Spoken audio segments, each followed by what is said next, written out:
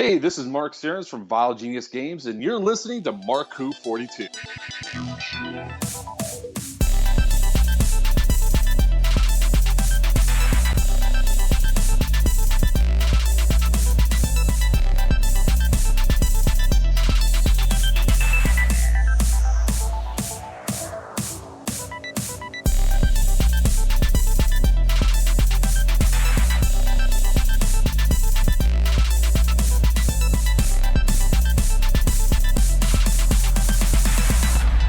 Hello, this is Juan Sanmiguel on Mark Who 42. We're going to go to the movies without him, but I do have a special guest.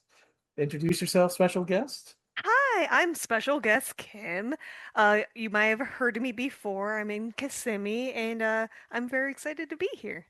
Okay. And what we're talking about is the Odyssey, and we were not going to take 3 hours or 10 years, which is the length and time.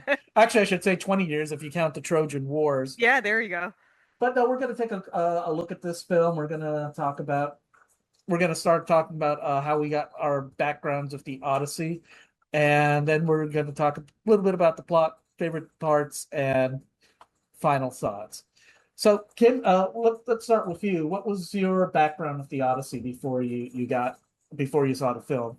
So obviously, everyone knows at least of the Odyssey, but it was very interesting because when I was in school, we read some classics, well, like older classics, but one of them that we didn't read was the Odyssey. So I knew the basics of, he's trying to get back home, but I had never actually read it, and which I'm ashamed to say, but I have since bought it and will be reading it.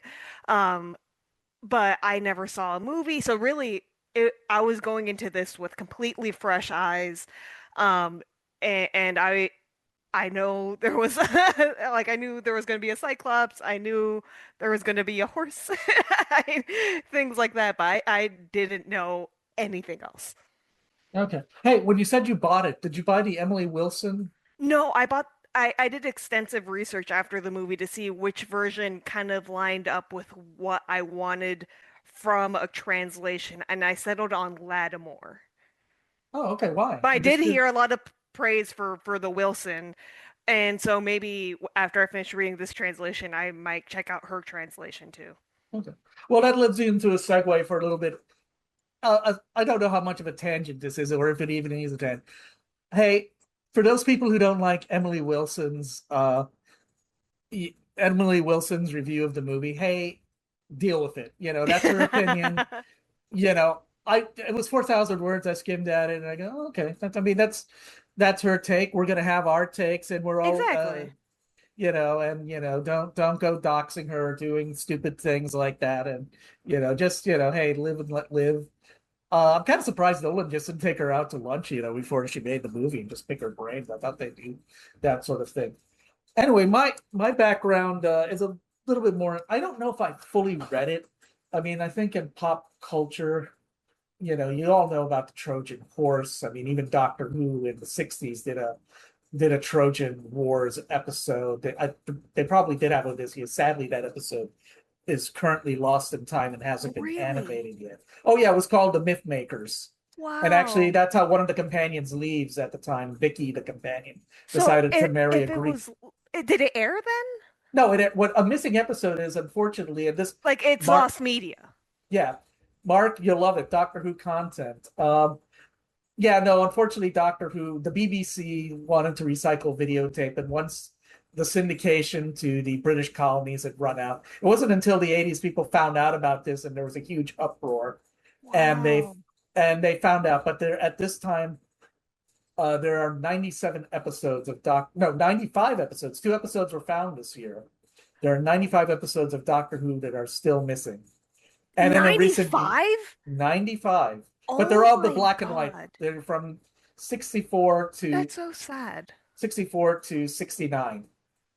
Uh, That's so sad. I hate when I hear about lost media or even especially seeing it happen in not to go off on a tangent, but to see it happen oh, even in the current age when it becomes difficult to access certain media, it gets so sad. Yeah, I oh hate yeah. it. Well, so they obviously it's in pop culture now. I have a little bit of a personal stake in this. My late brother We had this thing that I got from Science Fiction David Jones, just asking people what they want for their birthday, Christmas, and for his birthday, he says, "Hey, what do you want?" And he goes, "I want this book. It's called Odysseus Unbound," and I got it on Amazon for him. And he loved that book. I mean, it's supposedly trying to find whatever reality there is in the story of Hmm. Odysseus, and we thought we'd lost it, but my sister-in-law found it, and now it's in a place where I always see it on the way. And I still haven't had the nerve to look at it because it's still got a lot of his notes in it, about what he was Yeah. looking into.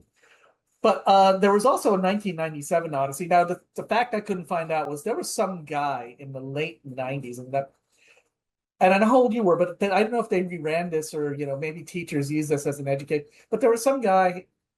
It might have been related to Sam Raimi. I'm not sure, but somebody thought, hey, we're not doing the classics anymore, so let's Mhm. make classics. And they did Gulliver's Travels Oh. with Ted Danson as Gulliver. Oh wow. They did the Odyssey with Armin Asante, and they had big names. They had Vanessa Williams as Calypso, and I believe Bernadette Peters as Cerise, Hmm. and a lot of and unlike unlike the current movie, for better or for worse, they actually showed the gods in a more dramatic kind of way. And Got of it. course, this is the 90s, so there's a lot of CGI. They also did Alice in Wonderland, Merlin. Now I don't know if this is all made by the same people, but in the late 90s, early 2000s, there was a Like a push, wave. yeah, a wave of these classical. And you never saw any. I know how old you are, so you might have been too young to see them on TV, but no teacher used it, or there weren't reruns, or Nope. they didn't show up on cable. 97, I was three I years old. I know how old you are. You didn't have to reveal your age, but I thought you might have seen it on a cable rerun or something Well, no, like I that. didn't have cable until I was in middle school. Really? So Okay. yeah, we had PBS and like the news channels, and that was kind of it. Okay. Well, I also wondered maybe a teacher might have used, No, like the really, Odyssey as a teaching when it tool. came to the classics, looking back at what my English teachers used, it was obviously a lot of Shakespeare. We did Oedipus. It was Frankenstein, Fahrenheit 451, things like that, but we never touched on the Odyssey at all, I think. Okay. Oh, and I'm sorry, there's one that was a really weird one that popped into my head. And it might have been one of the last ones. It was Noah's Ark, but they also tied in, they were survivors of Sodom and Gomorrah. That was like the first Oh, part of the hour. And even though that's not biblically accurate, but then yeah, like at they all. go they go into the ark. Uh so that was my background. I mean, I know, uh the general. Now, the unique thing about this film is it was filmed in IMAX 70 millimeter. And both of us saw it in 70 millimeter, but you saw it in IMAX and I saw it at the Enzion, which is Mhm. constructed at 70 millimeter. It did, and it's a new thing because they didn't have one Yes. they didn't show the Hateful Eight, which I know we're opposite direct. No, we're not opposite. We just don't we have different opinions on the second half, if I recall correctly. Yes, I wasn't a fan, but I did enjoy the experience of seeing Hateful Eight in 70 millimeter with my dad. That was a really nice Oh yeah, experience. my friends did not see it. My friend, I would, if my friends told me they saw it, but they didn't see it in 70. It was way past the run. It was like, a few months after the release. And I said, no, don't see it. It's not worth seeing unless you see it in 70 millimeter. But so what was the 70 millimeter IMAX experience? Because you actually drove out to Fort Yes. Lauderdale. So, for those who don't know, IMAX 70 millimeter is a format that is only available in around 20 theaters in the US. And one of them being actually the only theater in Florida that has this is IMAX AutoNation. It's within a museum in Fort Lauderdale. So that was like a 3 hour drive for me because, like I said, I'm based out of Kissimmee. Um, it was absolutely beautiful. It it it had a texture to it that I feel if I had just gone to your standard theatrical release, I would have not felt. And it adds so much depth to each single frame that it makes it feel like a true epic. And that's something that I've been craving for years now is for epics to return to cinema because obviously you remember decades and decades ago. There were so many epics. I'm personally not religious. I respect you if you are, but I loved the Ten Commandments. That's such a good movie. I love Ben-Hur, like all these classics like that. So to have that big feeling in cinema again in this experience was absolutely incredible to me and worth the 3 hour drive and then the 3 hour drive back. It, I would do it again in a heartbeat. I gotta ask you, what's your definition of an epic? I just want to make sure. I just want a clarification of It's terms. like this grand journey, where it's not just this point in time. It almost spans multiple years of trying to achieve this one goal that you're fighting to reach. And obviously that one is quite clear with the Odyssey, but that's at least how I see what I crave in an epic. Okay. Well, no, I mean, you sometimes wonder. I mean, sometimes some people put the big blockbuster franchises as epics, that's why I wanted a clarification of terms. I knew that that wasn't your definition. I'm just curious since you brought it up. Ten Commandments. What did you get to see it? Uh, they used to show it on TV like every Oh yeah, Palm Sunday. every Easter, yeah, they would show it on TV, and then with the commercial breaks, it'd be like 6 hours. Yeah, no, it was a long film I was seeing like that. So no, I saw it at the Enzion. I saw it, and it actually, for some reason, they picked a Saturday. The thing is, they were selling out, and I didn't know how long it was going to be at the Enzion. I think it's been playing for a month, maybe Yeah, it's even in its six last weeks. week now. Oh, you saw that email, yeah. Uh, so so I came on a Saturday at around I think it was no, I'm trying to remember. No, it might have been six. But the thing is, they decided to have their ribbon. They actually got a ribbon and the giant scissors to initiate, even though they've Oh, already showed like three other showings of the film in the uh in the theater already. But I guess they wanted because they could get some VIPs. When I told this, uh, because I went to the Fringe Festival to help them move their office, and they mhm. said, yeah, no, that makes sense because they could probably get some VIPs, and they did have some. I don't know if it was donors or local. I forgot who the VIPs were, but they did have people to get all grab the scissors and cut the ribbon. They put like a little ribbon in Nice. front of the theater on the stage because the for those of you who don't know, the Enzion's a dinner theater in Orlando. It's an independent theater, but as I said, they recently put together. They used their donations to get a 70 millimeter projector. They also have a 35 millimeter projector. Hopefully, the 70 millimeter doesn't melt the film like they did when I went to see the Goonies in 35. Oh, did I tell you that story? No. So this is I think Fringe 2025. I mean, my friend, I never saw the Goonies in a theater. So they were gonna and they did it was on their cult movie night, and Mhm. drinking a lot of I was drinking a lot of Coke, and so they're showing the Goonies, everything's happening, and the film melts in the middle of it. Oh And we had to wait no. for them to rethread it. So I guess that's the Wow. bad thing about it. I don't know if that means you have a broken projector or is that just random fate playing in your, but that's, I guess, what you do when obviously that doesn't happen with digital. Yeah, yeah. So, It's worth the risk though to me. oh, true. Well, so I sat to the, unfortunately, I got there late and I sat to the side and I was a little bit antsy. I was a little bit there was a couple, and this was their first time at the Enzion, and I felt, I should have been more. I tried to be, but I was kind of distracted, and also I just got there in time, and I didn't have time to get a pre-seat, so I had to Yeah. find where I could. So, but they were having a fun time, and so we got the 70 millimeter. We didn't have the IMAX. I only done a few IMAX films, and I know it Mhm. was real IMAX. I thought that the Point Orlando had a real IMAX because I think I saw Fantasia 2000 there back So in the day. I've been meaning actually, funny enough that you bring this up, I've been meaning to look that up because I was like, there's obviously a lot of theaters that say they have IMAX, but it's not true IMAX. Um, I've been meaning to look up if the point one is, and if I were just to guess without having done any research, I would think so. I saw an anime movie there. I think it was last year, Oh, and which one? the Chainsaw Man movie. Oh, okay. I'm I'm bad. Long story about Chainsaw. I'm agnostic about it. I've heard good things about it, and I know it's a landmark show. Just haven't had a chance to watch it yet. Yeah, and it's definitely not for everyone. But I do want to add to your point about, the actual experience of the movie, I do want to add that the theater I went to had this really great policy where, hey, we have workers in the audience. If you're on your phone, we'll give you a warning. If you do it again, you're getting kicked out. And I was like, yes, yes, this is the best thing I've ever heard. They said that at the Indian, and I felt embarrassed because I just came back from there because they did a film slam of independent filmmakers, and I forgot to turn off my phone, and I had to turn it on to turn it off again. So to because it beeped. A text came in while I was during one of the films. If Nobody anything, ta it was just a text and not a call. So Yeah. Oh no, the thing is, I sat. If you know the Enzion, I sat. I also came late to that, and I came late and I sat near the door, which is to the kitchen, mhm.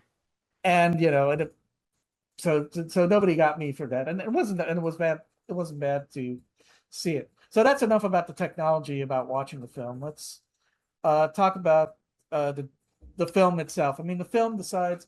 Now, I haven't read the Odyssey, but it flips back and forth between what's happening in Ithaca with Penelope, Odysseus' Mhm. wife, and his son, and dealing with the suitors, which are led by excellently well, scummily led by Robert Patterson. I forget the name of his character. Um, It is Antin Antinous. Antinius. I'm so bad at pronouncing names. I am so sorry. No, no, no, no, no worries. I mean, his was a hard uh name to pronounce. And I don't even remember if in the 97, I don't know if he's a named character in the poem or they just needed to get a lead Yeah, suitor. like a lead, the guy to represent the suitors or anything. And also I don't know if that side story about him uh getting what they used to call in the American Civil War replacement to go to Mhm. the Trojan Wars. So we alternate between what's happening in Ithaca, there, you know, Odysseus is not there, the suitors, and then we jump back to Odysseus, either at Troy in the journey or in Eating the lotus leaves. yeah, I was gonna say in the loving arms of Calypso, um, and trying to figure out. So we switch between these two, and I hear that I don't know if you remember if the narrative is also like that. They switch between locations and stuff, Mhm. and multiple point of view. And of course, we have three of the same actors who are also in the Spider-Man movie, which is kind of Yeah, funny in a way. Uh, so I guess yeah, have John, you have those three. You get Tom Holland, Zendaya, and John John Bernthal. Bernthal, and you'll have a great movie. Maybe that's the interesting thing. So Also, we the all third movie that Robert Pattinson and Zendaya have started together this year, because it's um this one, The Invite, and Dune. And wait, no, then it yeah, three, yeah. oh, who's Robert Patterson playing in Dune? I don't know because I don't watch trailers anymore. I just know he's in it. Okay, all And right. I didn't mean the invite. I meant the drama. My apologies. What'd you say? I said the invite. I meant the drama. My apologies. Okay, no worries. So we get so we're alternating. I mean, and we go and see all the obstacles. I mean, in certain ways, we get to see the Trojan horse, which is an interesting rendition of the Trojan horse because it's in the edition and the versions I've seen, cartoons or whatever, it's always standing. So I kind of like that it's kind of like Yeah. upright, that it's abandoned. And we have Elliot Page playing Sinon, Hmm. who unfortunately is there. He's not in the original poem, but supposedly he's in Virgil's Aeneid. And I guess he was the one who replaced the Robert Antinius to go to war, and unfortunately he's sacrificed for to play the illusion of the gift of the Trojan horse, which is an interesting way. I mean, seeing all the guys squished in there, and unfortunately they poke swords, and that was kind of Oh my gosh. I've That never seen. that was the only part of like verisimilitude that I had an issue with in the movie. That was like my one thing because I was like, so they hit that guy, so there must be blood on the blade. So you would think when he pulls out the blade, he would see blood on the blade. But maybe I was just thinking too deep into it. Well, maybe just poked him. I mean, that's an interesting take. I didn't think about that. So I mean, we go. Let's see. We see, and in a very divided way, we keep switching back because of the memory of of the end of the Trojan War, and then when they have to leave, well, when they win and they leave. Although we don't see the full repercussions. Oh, we should say, well, spoiler warnings for a 3,000-year-old or 4,000-year-old poem. But then again, we see the violent sacking of Troy towards kind of the middle of the film, when we see what they had wrought. And also, I kind of like. Actually, there is a tie into Dune with this film. I don't know if you in the Dune book, and it's also pretty well established in Villeneuve's Dune, is Leto has to go to Dune and take it over, because if he doesn't, he knows it's a trap. But if he doesn't, he'll become a fugitive, and that's unfortunately the same position Odysseus is in. He's got to support Agamemnon because he's the king of all Greece, and that's, and I kind of like, and you have that one scene with Penelope and Odysseus before the war, and you have Telemachus in the cradle, and they're talking about what their options, and the thing is, oh, did Helen run off, or did she, was she kidnapped by the gods, and but he says, hey, if we don't do it, we have to be fugitives, and I don't want to be a fugitive. It doesn't kind of there's not like a winning scenario, and and then again we jump in. It's kind of great, the whole thing works, flashing back and forth. I mean, it's easy to follow the plot of what's going on. Any thoughts about how they told the story, or I particularly like that structure of the story simply because it helped you progress with the investment on both sides of the story. You never felt like you were so invested in this one side that it's like, oh, now you're presenting this side. Well, I'm too invested in this side. I want to go back. By presenting them equally, you're able to fully feel for Odysseus and Penelope and so on. So I really like that. And then of course it's just on brand with Christopher Nolan because he likes not having linear stories. yeah, I got to think about that. I mean, the thing is, I think I've seen most of his recent films. And only one I've really got issue with, and that's Tenet, and that's a Oh, whole. Tenet's just a bad movie. Why don't you like Tenet? I'm kind of curious. It's Why don't you? not good. You know what my issue with Tenet I is, and was I'll bring like, it can up. this make sense, please? Really, to me, Nathan, my problem with this is an African American science fiction writer, Stephen Barnes, unfortunately has pointed out in the history of American films, you rarely see in a successful film a person of color being a sexual lead, a leading man, and that was the big mistake in Tenet. Had he been allowed to have his James Bond moment with Yeah. any woman, I would have. I'm glad that film didn't was nominated for the Hugo. It didn't win. Mhm. It didn't win that year, and it's like, oh, I'm so glad. I'm wondering it's because a lot of people. And the thing is, the first film that actually succeeded was Black Panther Mm. as a sexual of having a lead person of color being also a sexual character, Yeah. because of his It's important. relationship. Yeah. Yeah. Uh, so back to this film. Uh, so let's get to our favorite bits, because it's also kind of an episodic. We go from one adventure to the other, because once the Trojan War is over, Mhm.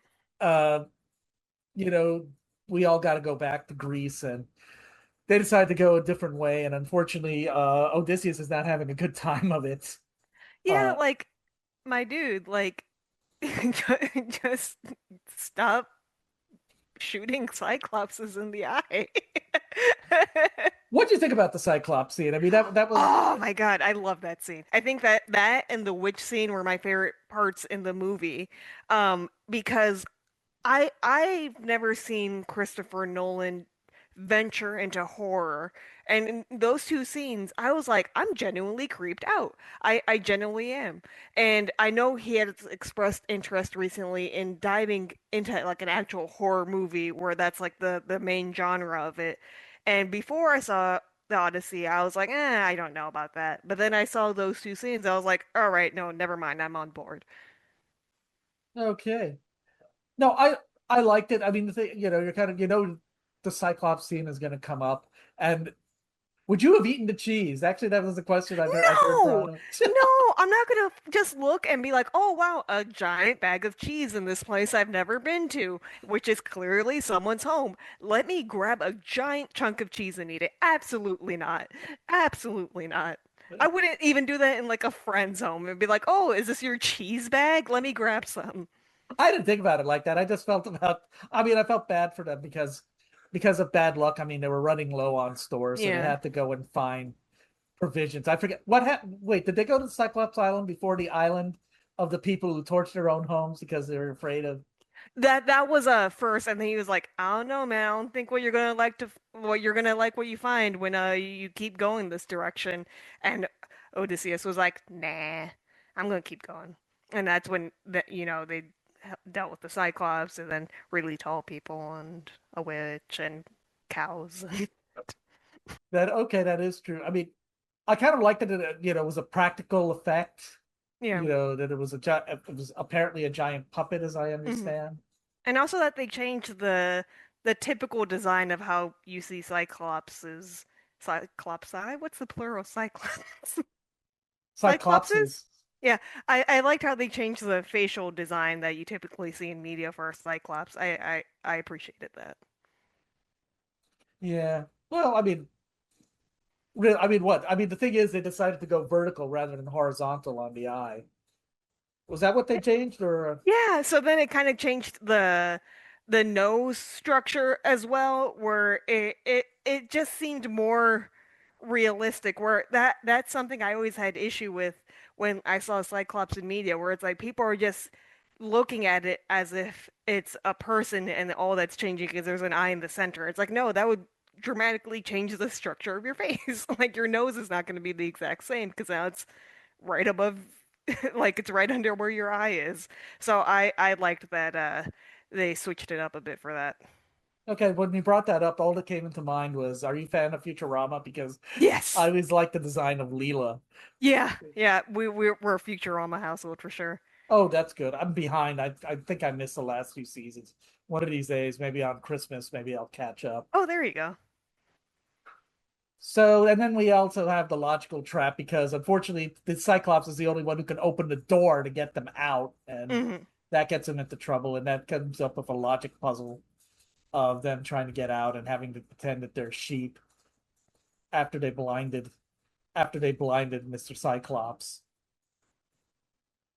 I Anything more about the Cyclops sequence? just like if nothing like they would have been fine if they hadn't made Poseidon mad because Odysseus was like, I'm gonna shoot him while we're escaping. Like, you didn't need to do that. You just doomed everyone. Congratulations. Yeah, well, I mean, hubris, if I'm using that word correctly, is part of this, Oh yeah, for part of this sure. story. Now I think then again, wait, so I forget. Do they go to Circe first, or do they go to the Island of Giants? The Island of Giants. Yeah, no, and it just also very good effects. I mean, I don't know if that was that more CGI or again some type of I practical do effects. not know. I would venture maybe a mix of the two simply because Christopher Nolan does prefer practical, as we've seen with Interstellar and Oppenheimer.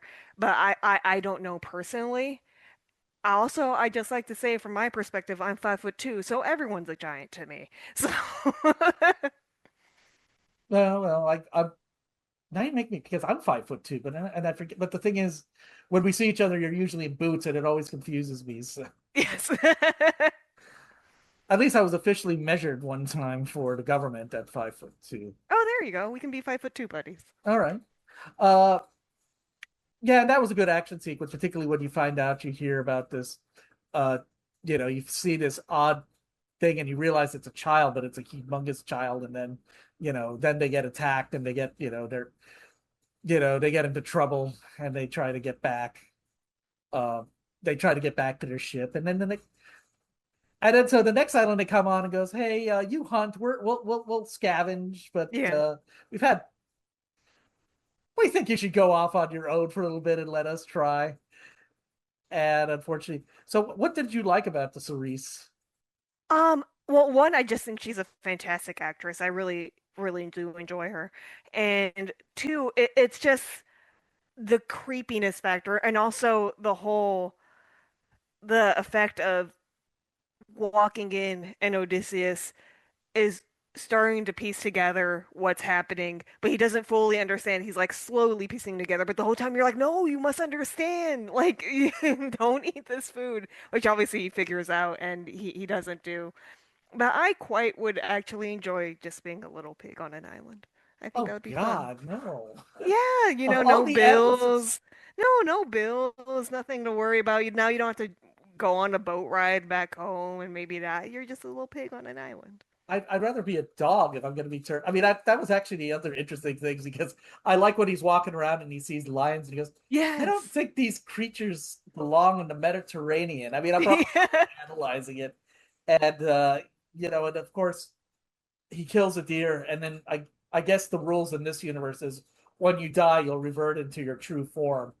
And that gives him the clue that, uh-oh. Yeah. He's like, And, and the guys are in trouble. Whereas I think in the miniseries they use the more magical. I kind of like it that she's kind of they're like picking out, but at the clay. same they're she's meeting them out like clay, which I don't know if that adds. I mean, I don't. I'm not sure. I got really creeped out and grabbed. Um, when I'm watching TV and I expect something to scare me, I'll grab a pillow. I can't do that in the theater.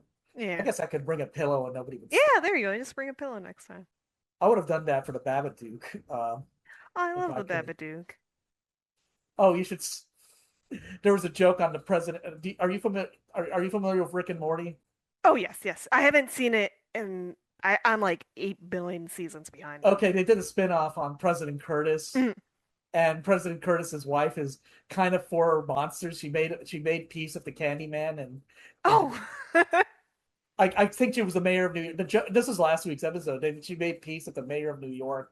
As the mayor of New York, she made peace with the Candyman, and now he's an ally. And I think Oh, she was that's also nice. making a deal with the Babadook. There's a joke I in love the there. Babadook. So that was an intense scene, and again, an interesting way of conveying the magic. Because I also like that's how they said a time of apparent magic, and I go, okay, that's an interesting way to Hmm. introduce the time.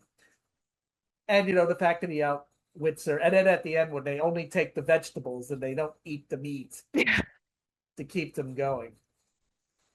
And I think so. Let's go back to when we're talking about the plot. How about we talk back about what's going on in Ithaca? Because Hmm. unfortunately, you have these suitors, and I'm I'm a little bit agnostic with Robert Patterson. My only beef with him is he didn't want to do the traditional Bruce goes to a party in a tux scene when he did Yeah. Batman, which I believe you have to do that. I mean, it didn't Well, kill I me. feel like for that Batman, it just doesn't work because he's like a little hermit.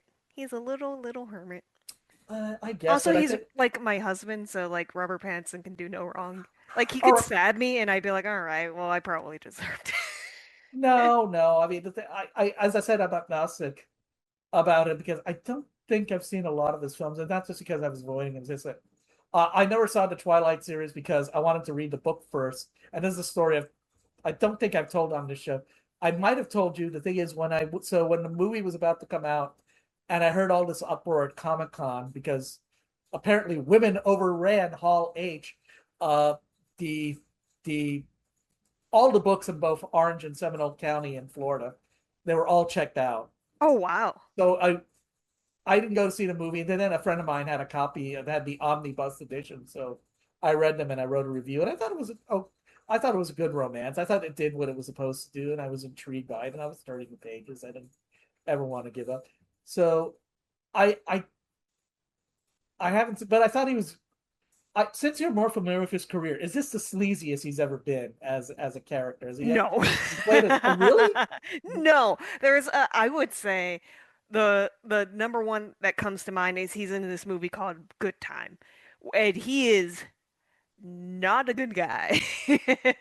I won't dive it's progressively he's in short without spoiling too much. He's a criminal and he progressively does worse and worse things to get away with what he's doing. And he is very sleazy about it. I would say his character is a better person in the Odyssey than it is in Good Time. Yeah, so okay, I think I saw the trailer for Good Times, and I just never got around to seeing it.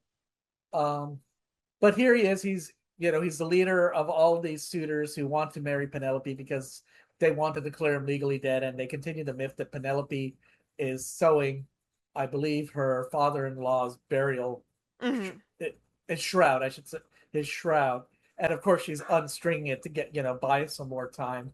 And the guys are real jerks. They're pushing around Telemachus. And as a mutual dog lover, they're very cruel to Yeah. this dog uh, that Odysseus took in. And they're really being jerks. And we also see the loyalists. We see John Leguizamo. I'm always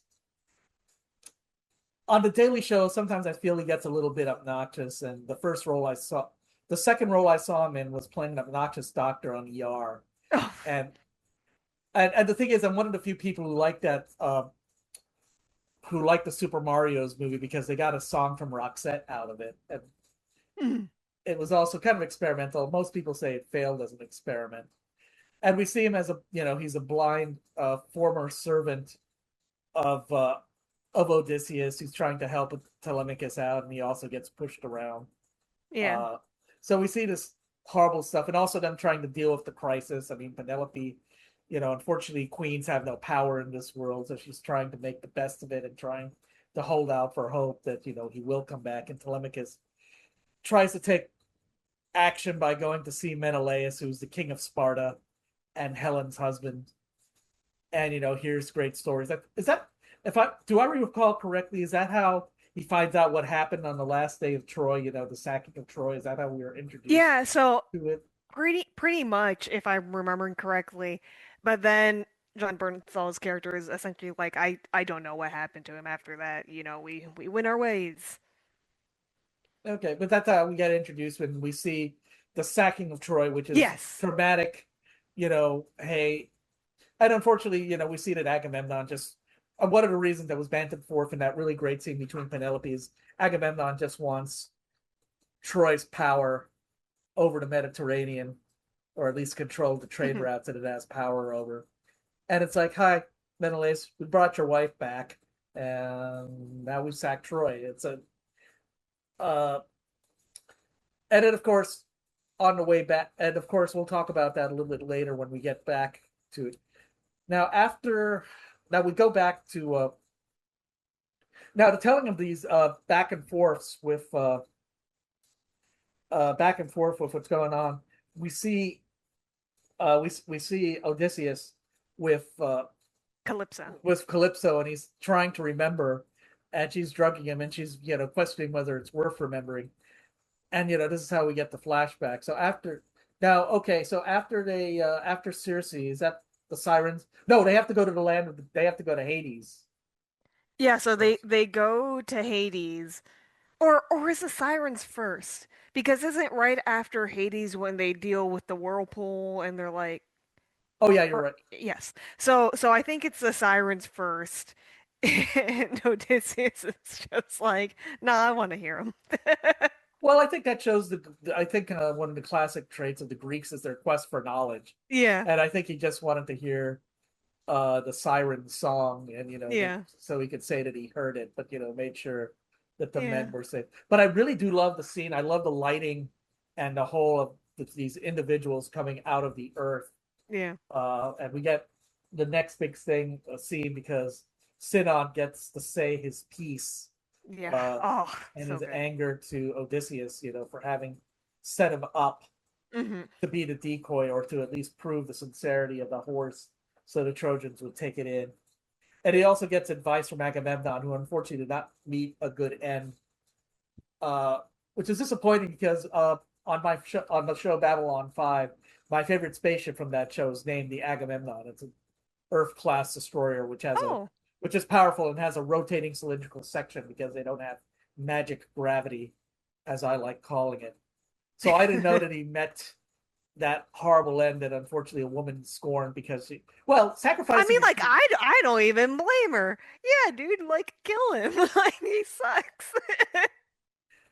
yeah, You sacrificing killed your your kid. child. and I kind of like it. I don't think we ever see him without the helmets Oh, I on. love that Which helmet so much. So I think it's such a great design. well, that's the traditional. I think in the show Babylon 5, the ship's insignia is an outline of the helmet Okay. and a spear. So I think that is, kind of what people associate that he had Got that it. Okay. that That's good helmet. to know. And of course, he gives Odysseus, "Hey, don't come in as a hero, man. They might not like you. Yeah. Assess. Come in secretly. Sneak around." Yeah. And then we go into the next. I think the final phase where they face the whirlpool. They get away from the whirlpool, but then they're on I forget what the name of the island, but it's where Helios has his cattle, and unfortunately they're stuck there because they don't have a wind to get them off, and unfortunately their supplies are so slowly dwindling. It's And just like when Odysseus catches them eating the cows. It almost felt like when you catch a child doing something they know they're not supposed to be doing. They're well, like, but it's nighttime. the thing is, it was nighttime and they did a pit. It's like, okay, you think you were actually going to get away with this, And they said, and then of course, coincidentally, that's when the wind, Picks up, yeah. picks up, and they're able to get away from the island. But unfortunately, that's at the point where their ship is trashed, and unfortunately, uh, Odysseus is the only survivor, and he's on the island of Calypso, and we find out that he's been there for several years, and Calypso's drugging him to forget, and is questioning whether he should forget or should just get on and move on with his life. Hmm. But eventually, and also you see him slowly building, picking up parts of his ship Yeah. so he can build a raft. Any thoughts about Callisto, Charlize Theron, or any of the inter interstation? I'm blanking out on the word interstitials. Um, I will say just as a quick note that those scenes between Calypso and Odysseus has my favorite line in the movie, just for pure comedy's sake, where she's like, "You gotta stop eating these," and he's like, "But I like it," because that sounds like something 100% I would say. He's like, "But I want to eat them." I thought I don't want to ruin it. I don't think I felt that was weird because I don't know if she's playing like a double game, like negging him. Is this a form of negging him, of trying to get him to eat Well, more? what my friend says, my coworker who has read the Odyssey, is that, and again, like I haven't read it, but at least from what she's told me, is that she wants him to like stay forever. Like she's not in the actual writings, she's not like trying to like push him toward remembering or anything. Like she's like, no, like I need you here forever. So just one of like I guess the minor changes where she's kind of more, yeah, she's in love with him, or at the very least just kind of like obsessed with him, but is also trying to help him at the same time regain his past and move forward. Yeah. So then he sails off, and then I forget if I forget if is there anything between he sails off and then when he finally gets back to Ithaca? Is there anything in between that, or is No, it no, a straight shot? for him it's pretty much like a straight shot. He wakes up and then they're like, "What, you don't even recognize your own home?" Now that was one of my favorite scenes because I just kind of like it that you know, and we haven't mentioned her performance. Zendaya plays Athena, Hmm. and he says, "Hey, you're home," and I kind of like it that it's not him sailing in and Yeah. coming up the shore. He just wakes up on shore and he's told, "You're home," and you feel glad for it because at least now he's in familiar territory, and he could but he does take Agamemnon's advice. But let's talk about Zendaya because I think that's the last time we see Zendaya as Athena. No, uh-uh. Oh, No. when do we We see her see after? when he's in the hall talking to the queen when he's still disguised as a peasant. He's talking about how the terrors of the sea, they're the terrors of the sea by breaking Zeus's law. And you see Zendaya as Athena crying to his side. That's the Okay, last time. all right, I forget. Okay, any thoughts on Zendaya's performance? I think she did great, and also from what I've read, she's the only person. that Nolan after take was like, that was perfect. And everyone in the cast was like, we never get a perfect. But yeah, he thought she was great. I thought she was great. I particularly enjoyed her casting. And again, we do have I guess this is a twist that, the image of Zendaya is one of the, I assume, a priestess or some type of worker at the Athena shrine Hmm. in Troy. And this is a symbol of Odysseus's guilt about the sack of Troy, which I thought was, I don't know if that's in the poem, but I think it's an interesting twist that he has to, that, the goddess that is a patron goddess of him and his wife is now a reminder of Yeah. the harm that he inflicted on Troy and what he's, going to be dealing with the rest of his life. Yeah. And at this point, does he see John Leguizamo before he hooks up with Telemachus when he's about to be ambushed, or Yes, because he's the first person he sees, because it's after he was beat up by the suitors because they're going to go after Telemachus, and he encounters him, but obviously John Leguizamo doesn't recognize him because he's blind, so he doesn't know who he's talking to. does he? Or does he? He could, but not let on. But I do like that the dog knew. Oh yeah, is that The does he dog, know it's this? later, yeah. Is the dog later, or is the dog before? Does he rescue Telemachus before he sees the dog? If I'm remembering correctly, it's after he rescues Telemachus, but maybe I'm wrong. So I at least that's how I'm remembering it. Okay. No. Did you know about I don't know if I remembered that whole dog scene, because that makes that, again, as a Futurama fan, that also makes that Oh no! scene I still can't watch that episode ever again. really? Yes, it makes me sob horribly. Jurassic Park, I can't watch that Yes. episode. Okay. So that, Odysseus goes into, still he disguises himself as a veteran of the Trojan War and goes to intercept and, help Telemachus out from being ambushed by the suitors' goons. I don't know if there are actually suitors among them, but then he rescues Telemachus, and he and Telemachus decide to go back to Ithaca and, promises him to deal with the suitors. And then and I think this is what, again, we then have that really great scene between the disguised Odysseus and Penelope behind a Yeah. screen.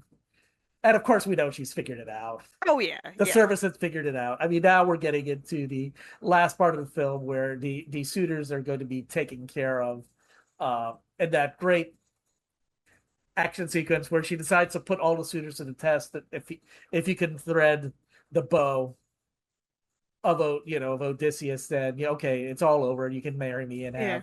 have the kingdom and everything, and also shoot it through all the axes. Yes, but someone made a good point online, and I really agree with this, is that it's really great that the climax of that isn't even so much the shooting through the axes, but the sound from when you finally hear the bow, and it's like, yes, Oh yeah, oh, it's happening. that couple that sat next to me at the Enzion, you saw like in the great, pulling a fist down, as soon as you heard Yes. the bowstring. So I mean, I mean, I know you've told me you've had bad experiences in theaters.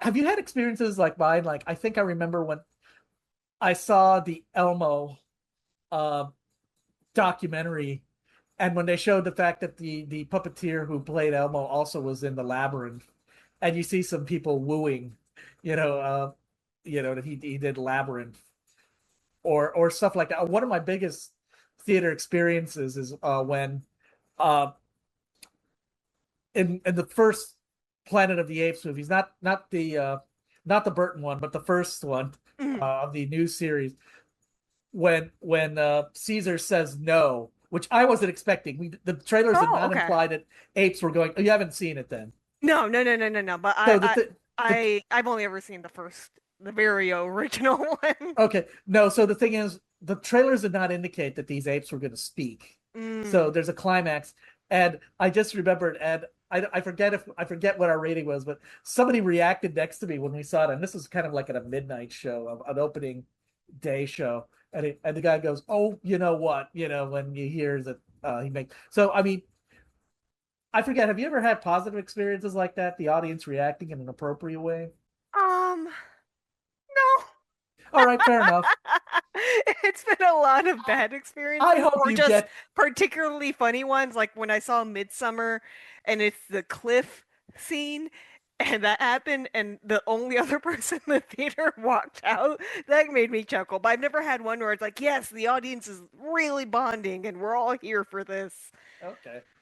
So then we get the big action. We get as a podcast I listen to, we get the big fight scene. The everybody's locked in. Penelope is safe. Odysseus is going to town. Unfortunately, one of Antinius's goons has cracked a hole in the ceiling and is putting spears and weapons to try to enforce the suitors.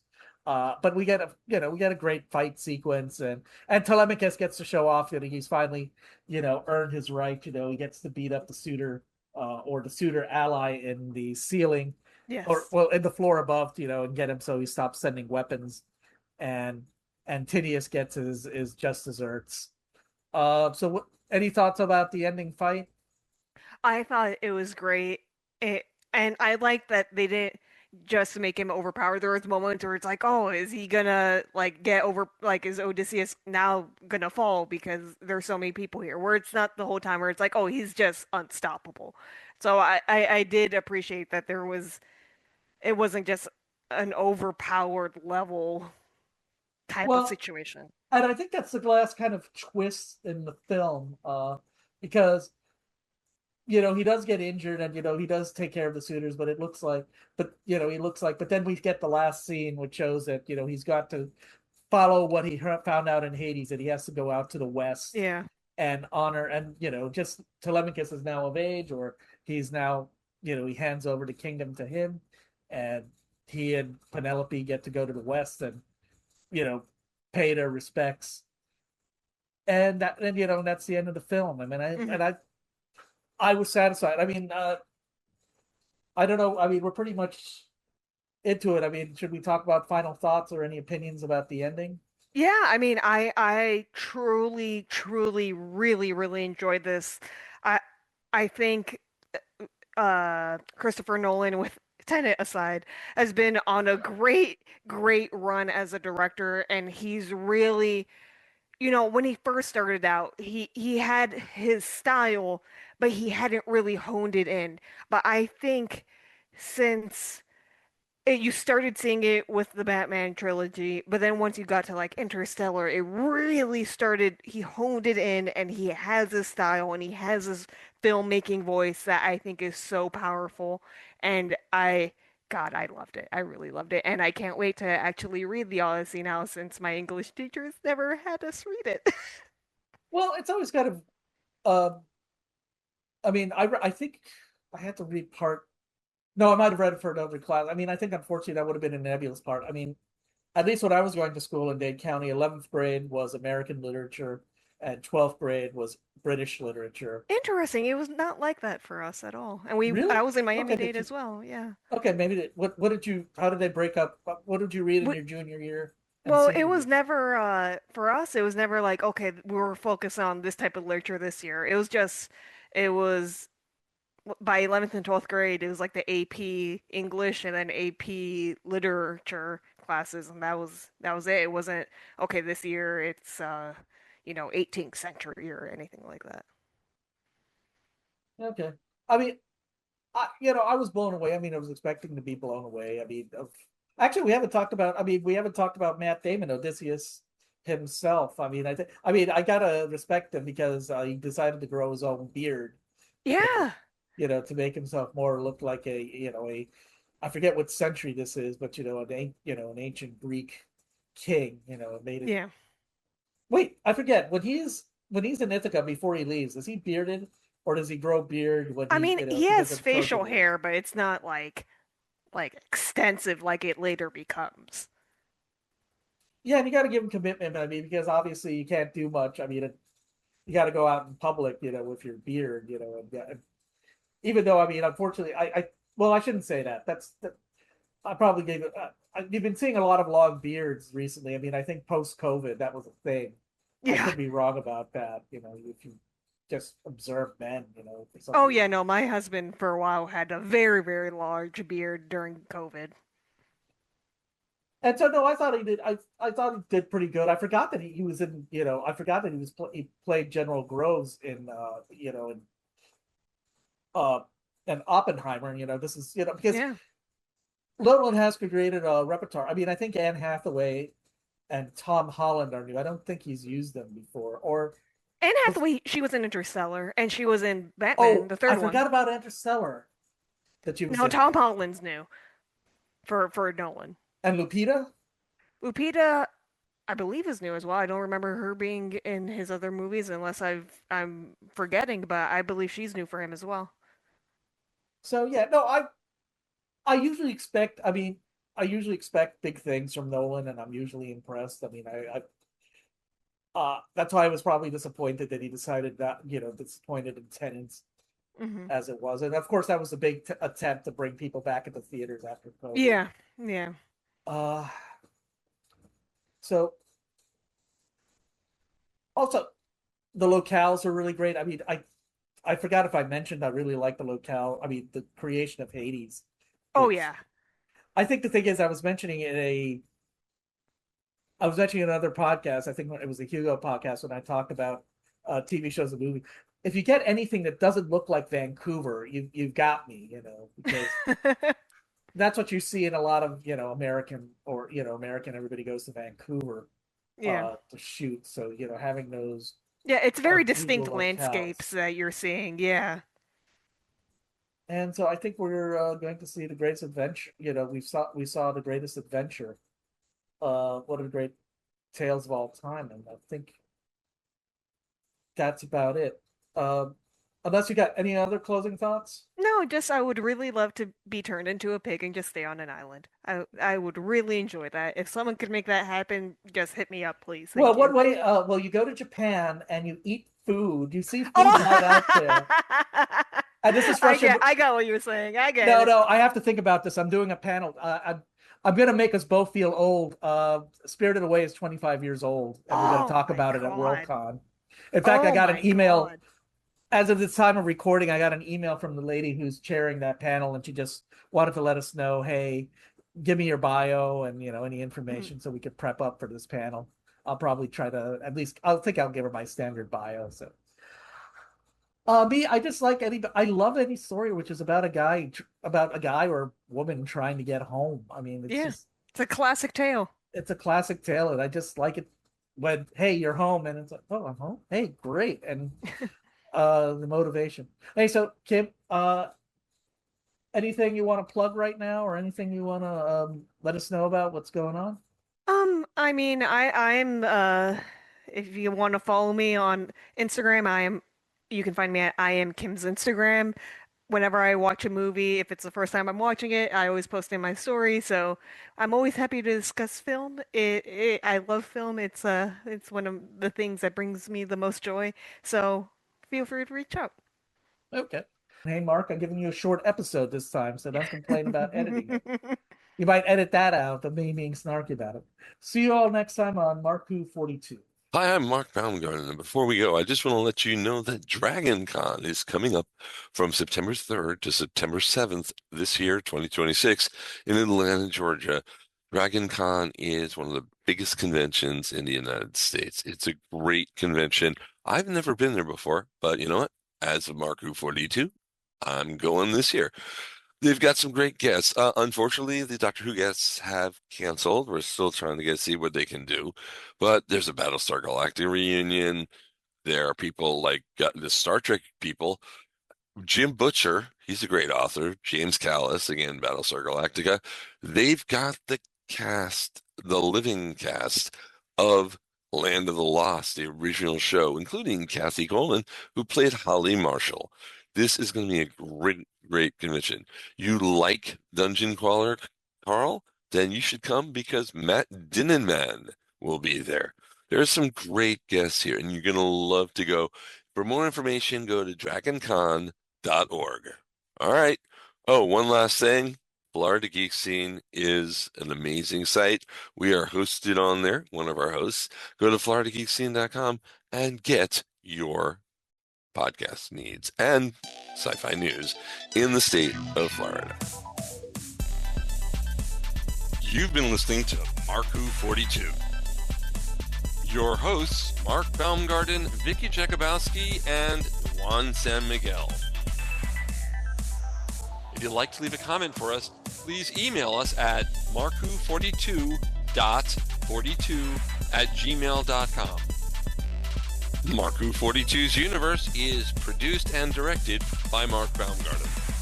Copyright 2026.